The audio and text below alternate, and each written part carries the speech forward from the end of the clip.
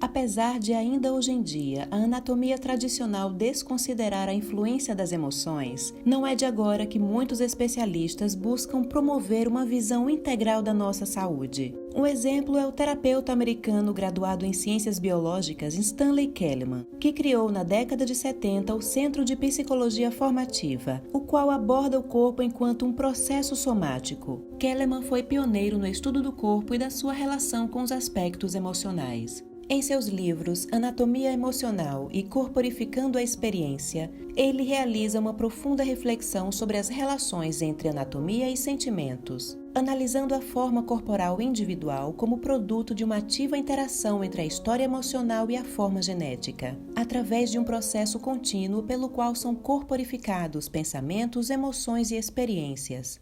Mesmo antes disso, na década de 20, o médico e psicanalista austríaco Wilhelm Reich, um dos discípulos mais promissores do pai da psicanálise, nos abriu um mundo novo para as descobertas da mente, pois enquanto Freud dizia para a medicina que existia uma mente dentro do corpo, Reich complementou dizendo que a mente e o corpo são uma coisa só. Ele atendia os pacientes enviados por Freud observando não apenas o que as pessoas falavam, mas também suas reações, suas expressões e o formato do corpo delas. Ele percebeu que o comportamento e as reações das pessoas com corpos parecidos eram bem semelhantes. Diante desta abordagem, Reich traçou 5 traços de caráter, que são previamente esculpidos pelo sistema nervoso e correspondem às imagens de quem a pessoa é e de como seu corpo se parece. Logo, os traços de caráter são os papéis que o indivíduo aprende a assumir desde criança e permanecem em sua maior parte na vida adulta, o que acaba refletindo na sua postura e no formato do seu corpo. Os conceitos desenvolvidos por Reich serviram de base para a análise bioenergética usada nos tempos atuais. Neste vídeo você irá conhecer estes 5 traços de caráter e a dor e o recurso usado por cada um deles que acabam por definir o formato geral de cada corpo. Lembrando que estas são apenas nomenclaturas científicas propostas por Reich em seus estudos.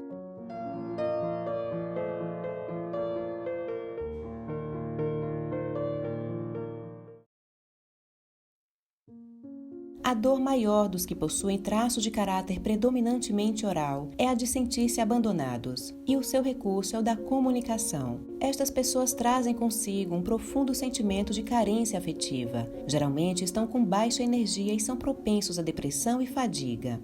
Normalmente são quietos, falam baixo, mas suas frases podem ser mordazes. Fisicamente, a impressão geral é de alguém fraco, precisando de apoio. Os traços físicos são de uma pessoa mais fofinha, redondinha, mesmo se for magra, pois os músculos são geralmente subdesenvolvidos. A energia se ancora mais na cabeça que no resto do corpo. E as pernas, apesar de fracas, são tensas. Os pés geralmente são fracos e achatados. Possui traços infantis e o rosto normalmente apresenta ressentimento e mágoa passiva.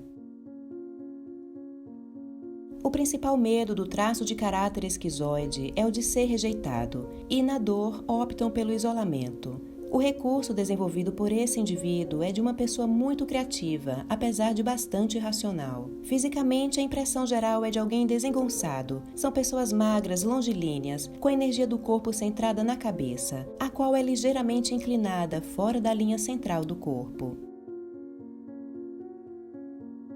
A dor principal dos que possuem o traço de caráter predominantemente rígido é a de sentir-se trocado, excluído ou traído.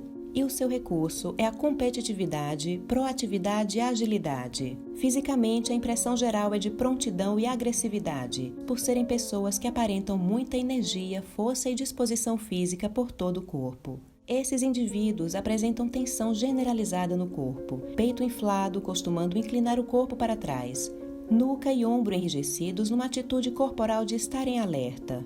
São geralmente belos, com estrutura corporal equilibrada, com curvas nos lugares certos e músculos rígidos. O medo principal do caráter psicopático é de ser manipulado. O recurso desenvolvido por esses indivíduos é de alguém que sabe liderar e negociar como ninguém. Pessoas com esse traço de caráter predominante possuem formato de corpo triangular.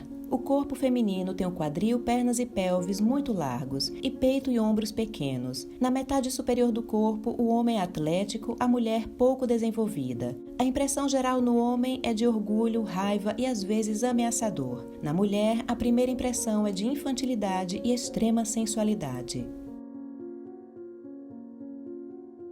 A dor presente no traço de caráter masoquista é a de sentir-se humilhado. O recurso utilizado por esse indivíduo é o do planejamento, repetindo processos e suportando coisas difíceis. São pessoas de composição quadrada, de corpo estruturalmente pesado, com forte desenvolvimento muscular, costas arredondadas, pescoço curto e grosso e coxas bastante musculosas. A impressão geral é de um indivíduo atarracado, como se carregasse um grande peso.